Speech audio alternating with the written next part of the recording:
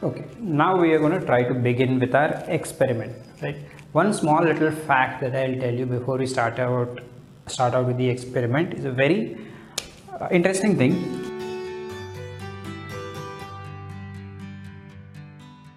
If you remember, this is how we just drew the concave lens, right? Concave mirror, pole, focus, and center of curvature.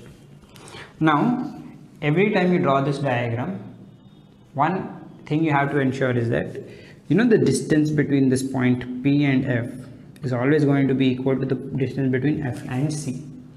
Meaning, if this whole line is say 10 centimeters, this is going to, if say this whole thing is 10 centimeters long, then this will be half of it, that will be 5 centimeters. This will be 5 centimeters. So focus is exactly at the midpoint of P and C, right? One little thing that let's keep in mind.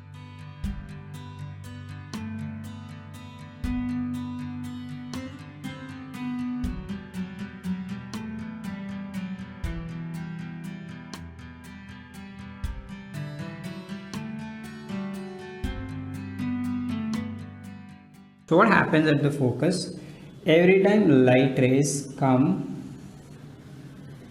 parallel to the principal axis, right? Now you see that this line and this line are both parallel.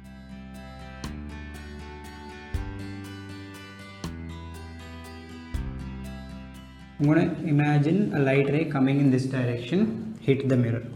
Once it reflects, if this light ray is parallel only, it is definitely going to pass through this F point, which is focus.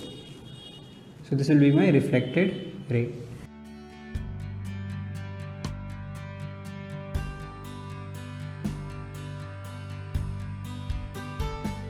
Not just for this ray, but for any single ray that comes parallel to the principal axis. Now this is a ray parallel to this axis, but from the bottom. But even this is going to reflect, and definitely it's going to pass through the same point F.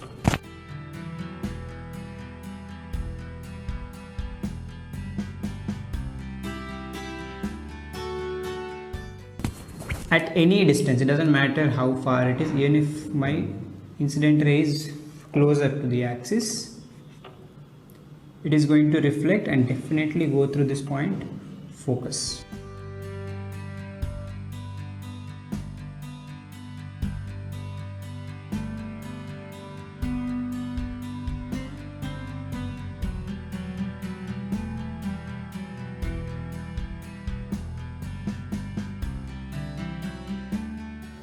So now we will talk about the characteristics of an image. So when I say characteristics of image, I mean to say either the size or the nature of the image. So size simply means whether it is big or small, and nature simply means how it looks compared to the object. For example, if you talk about a plane mirror, a regular mirror that we use, we'll always see that no matter where we stand in front of the mirror, the size of the image and the size of the object is always the same. So whether you are standing right in front of the mirror or maybe 10 feet away, you'll notice that your size and the image size will be the exact same.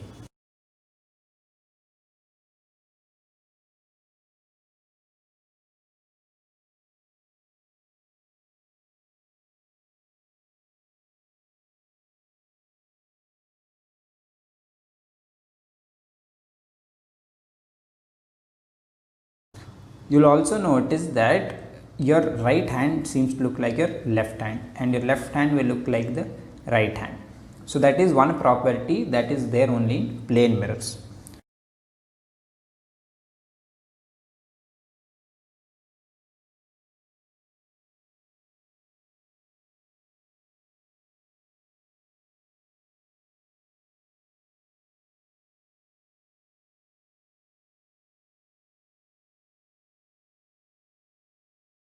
So now we will talk mainly about curved mirrors, which we need for this chapter.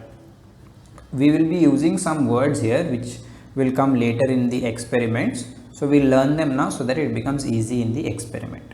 Okay, so when I'm talking about characteristics, two major things I will talk about: size and nature. So in a curved mirror, size of the image can be of two types. One is called enlarged and the other is called diminished.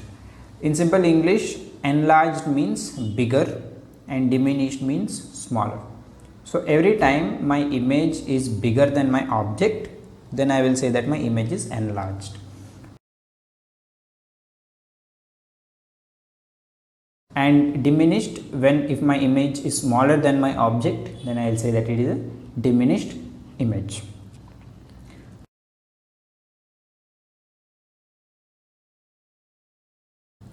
In terms of nature, I will say either inverted or erect. So when I mean inverted, I mean upside down. For example, if I am using an arrow pointing up as my object, if the image of that looks arrow pointing down, then that means it's an inverted image because it has gone upside down.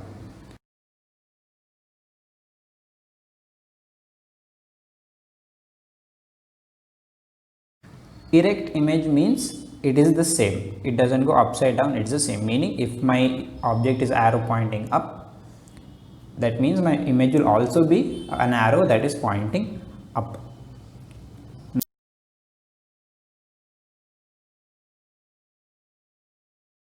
Now every image in a curved mirror is a combination of one size and one nature. So the image can be either enlarged and inverted, or enlarged and erect, or diminished and inverted, or diminished and erect. So it is a combination of any one size feature and any one nature feature.